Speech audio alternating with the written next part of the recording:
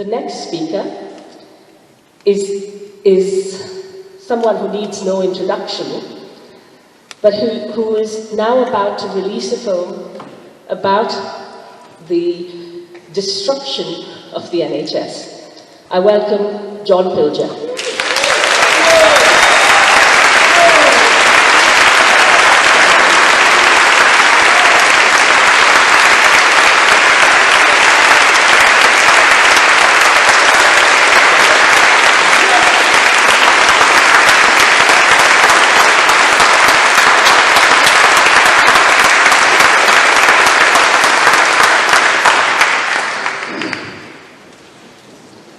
Thank you, Deepa, and your comrades for organising this extremely important event, and congratulations to my fellow speakers for what they've had to say tonight.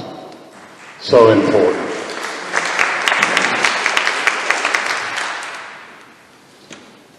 I spent 2 hours with Julian today in Belmarsh prison, and I'd like to give you a glimpse of what that experience was like and what Julian has to endure. You arrive very early in the morning at what is called a visitor centre. Here you give up your passport, your wallet, credit cards, medical cards, phone, keys, pen, paper, everything. I need 2 pairs of glasses. I had to choose which pair stayed behind. I left my reading glasses. From here on, I couldn't read. Just as Julian couldn't read for the first few weeks of his incarceration, his reading glasses were sent to him, but inexplicably they took months to arrive. There are large TV screens in the visitor centre. The TV is almost always on and the volume is turned up. Game shows, commercials for cars and pizzas, and funeral packages, even TED Talks. They seem perfect for a prison, like visual Valium. I joined a queue of sad, anxious people, mostly poor women and children and grandmothers. At the first desk I was fingerprinted, if that's the word for biometric testing. Both hands pressed down, I was told. A file on me appeared on the screen. I could now cross to the main gate, which is set in the walls of the prison. Last time I was at Belmarsh, it was raining hard. My umbrella wasn't allowed beyond the visitor centre. I had the choice of getting drenched or running like hell. Grandmothers have the same choice. At the second desk, an official behind wire said, "What's that?" "My watch," I said guiltily. "Take it back," she said. So I ran back through the rain, returning just in time for my hand to be fingerprinted, biometrically attested again, in preparation for a full body scan. This was followed at each stop. We all shuffled into what is called a sealed place, squeezed behind a yellow line. Pity the claustrophobic among us. One woman squeezed her eyes shut. We were then ordered into another holding area, again with iron doors shutting in front of us and behind us. "Stand behind the yellow line," said a disembodied voice. Then another electronic door, another holding area, another desk, another chorus of "show your finger." Then we were in a long room with squares where we were told to stand one at a time. 2 men with sniffer dogs arrived and worked us front and back. The dogs sniffed our backsides and slobbered on my hand. Then the last doors opened to a new order to hold out your wrist. A laser branding was our ticket into a large room where the prisoners sat waiting in silence.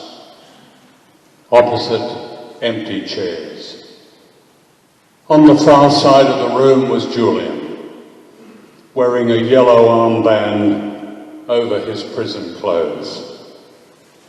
As a remand prisoner, he is entitled to wear his own clothes, but when the thugs dragged him out of the Ecuadorian embassy last April, they prevented him from bringing a small bag he had with his personal effects and some clothes in it.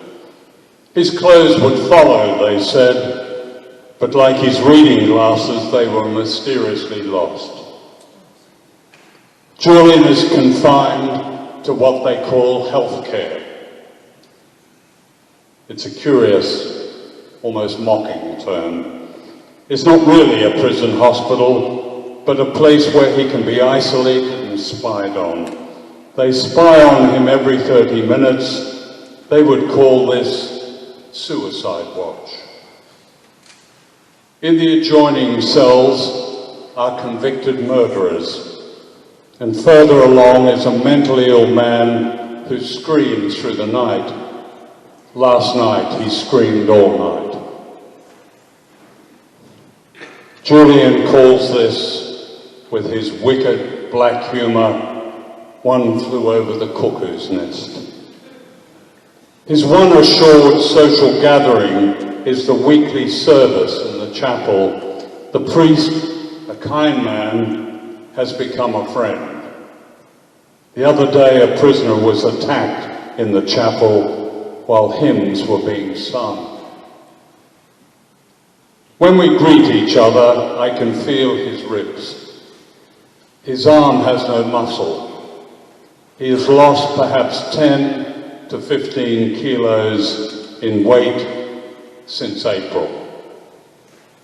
When I first saw him in Belmarsh, what was most shocking was how much older he looked. I think I'm going out of my mind, he said then. I said to him, no, you're not. Look how you frighten them. Julian's intellect, resilience, and sense of humour are, I believe, protecting him. But for how long, I don't know. Today he spoke with his hand over his mouth so as not to be overheard. There are cameras above us and all about us. On the walls are happy clappy slogans exhorting the prisoners to keep on, keeping on.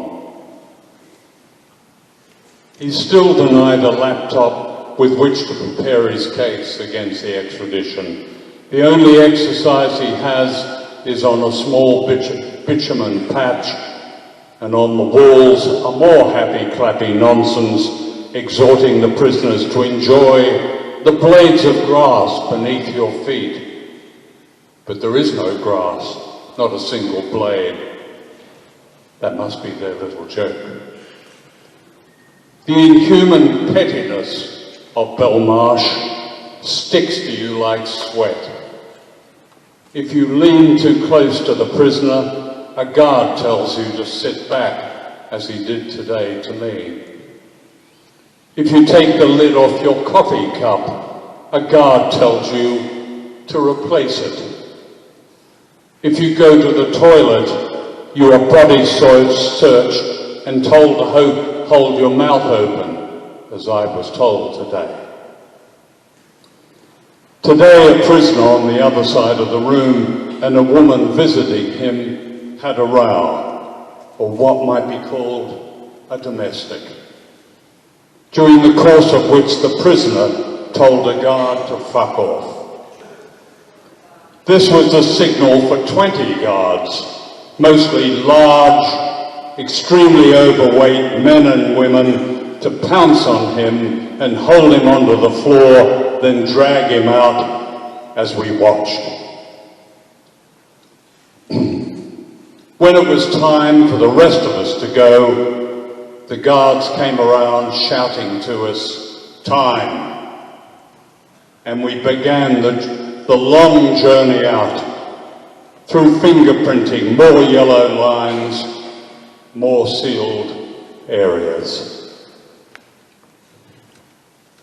On 12th of December, there will be an election of a new government in Britain. There has been no mention during the campaign of the journalist and publisher in Belmarsh prison who is Britain's political prisoner.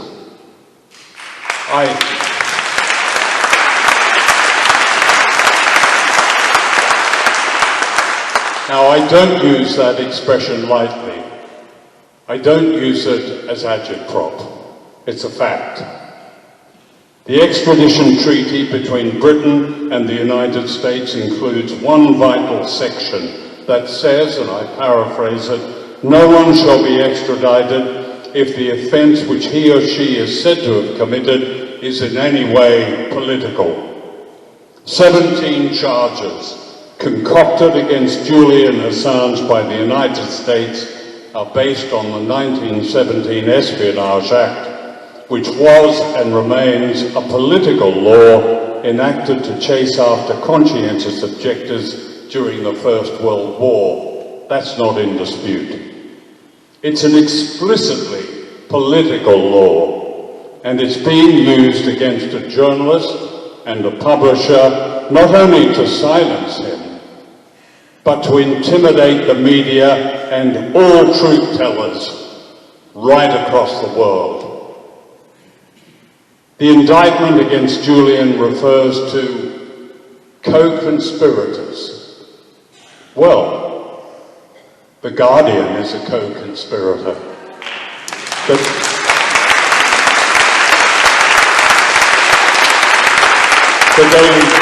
The Daily Telegraph is a co-conspirator. The New York Times is a co-conspirator. El País in Spain is a co-conspirator. Der Spiegel in Germany is a co-conspirator.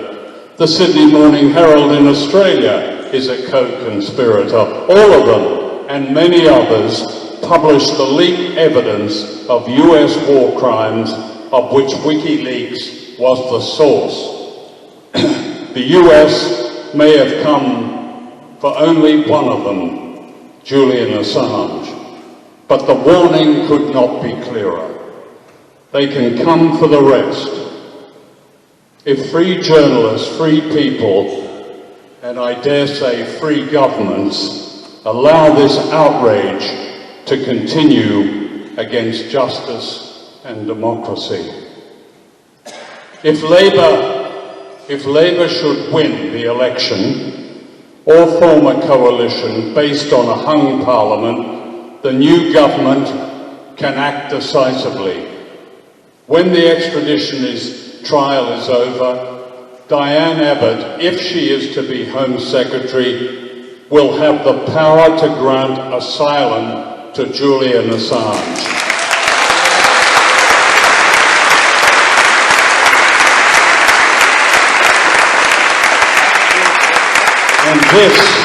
And this she must do, or whoever is a Labour Home Secretary. That person must do, and this Jeremy Corbyn must do, in the name of justice, of free speech, of free journalism, and freedom itself. Thank you.